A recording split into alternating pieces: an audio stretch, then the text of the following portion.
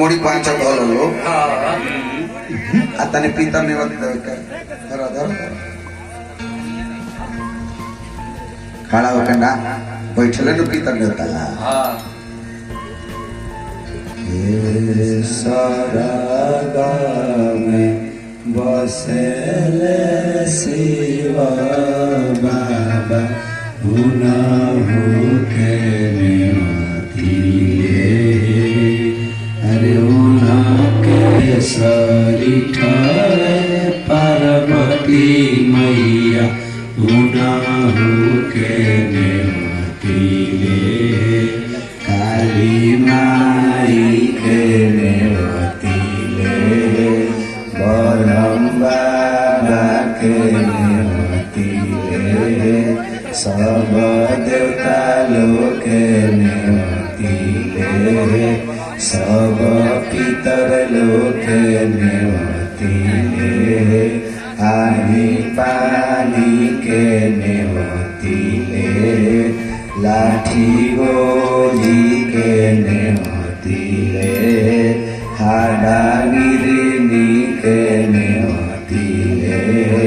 साप गोजर के नेवतीले कनखी मटकी के नेवतीले अरे चुरिया के पिछावा भूलुका माई उनहु के नेवतीले भूलुका माई के हो दिलैया संगे दाल भात सब्जी सलाद बना के धैल रही मनोज भैया बिलैया ढुकी लगा रही सब कप होटल है सब टेस्ट मारी नीमम बनले बड़े सकी यानी कि देवता पीतर के न्योता दिया कि रोने सबे आई हमनी के जोग के सफल पीतर न्योता गल बिहान भइला दुल्हा राम लक्ष्मण भरत शत्रुघ्न चारों दुल्हा के देह में अपटन लगावल जाता पहले के दुल्हा के देह में अपटन लागत रहलो अपटन माने का सरसों पीस आई हरदी कोई में मिला दिया करू के तेल कितनो करिया में कुछ कुछ दुल्हा हुई उनका देह में लोगन चुमा बियाह करे के जाए के दिन जब नहवा धोआ के आंखी में काजल कर दिए मनमीत बाबा तो भौक भौक बोरे लगे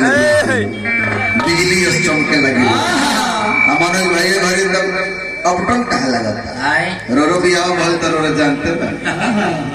और बजाई ना चल जाता लो दुल्हा लो का कहला कौन हो सिंगार भवन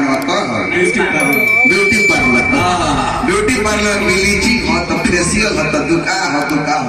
आ जाएंगे जो आधे घंटा में 500,000 रुपया का खर्चा हो जाता है अच्छा हमने रामचंद्र चाचा बहुत बहुत पुरस्कार देने के आशीर्वाद हमने को बना रहो माता रानी के दया दृष्टि आपको बना रहो